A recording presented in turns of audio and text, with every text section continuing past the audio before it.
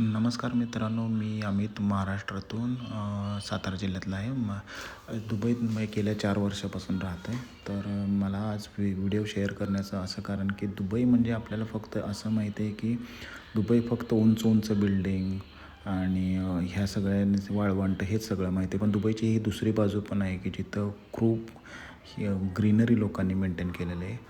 तर त्यातलंच एक Dubai public park.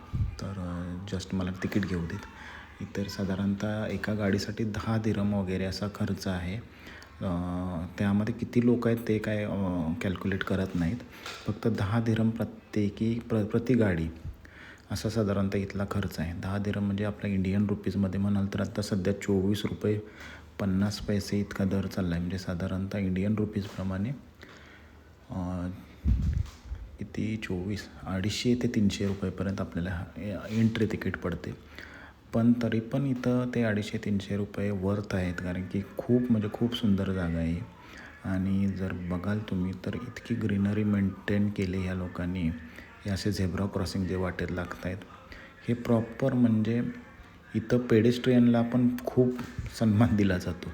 इथं पेडेस्ट्रियन मोठमोठ्या गाड्या किती पण करोडो रुपयाच्या गाड्या असल्या तरी त्यांना त्या पेडेस्ट्रियनला तितकाच रिस्पेक्ट द्यावा लागतो, त्यांना प्रायोरिटी द्यावी लागते. इथले रूलच तेवढे छान आहेत, म्हणजे अगदी नावाजण्यासारखे रूल आहेत. आता तुम्ही जर ग्रीनरी बघत असाल तर किती सुंदर आहे, जे आपल्याला पटणारसुद्धा नाही की हे वाळवंटात एवढं सगळं असू शकतं.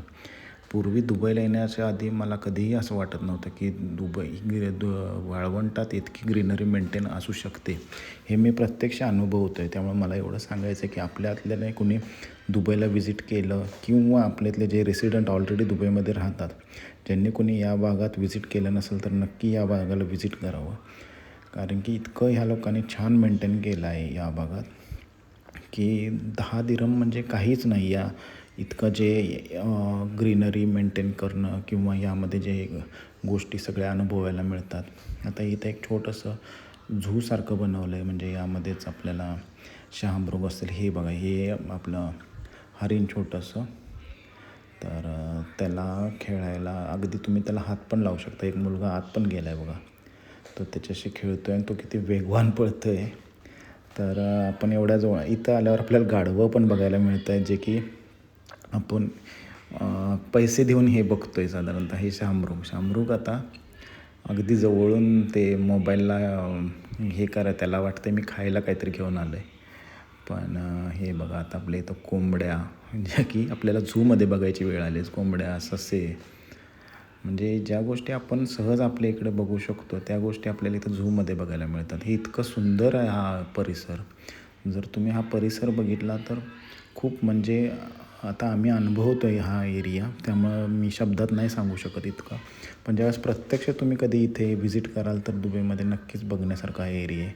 मुलांना पण खेळण्यासारखं खूप छान छान, माझी मुलगी एन्जॉय करते ते. जे की आपल्या इकडं हा स्विमिंग पूल आहे, जे की 10 दिरहम वगैरे. तर मी पण थोडासा आनंद घ्यायचा प्रयत्न केला. ही 4 लोकांची गाडी आहे.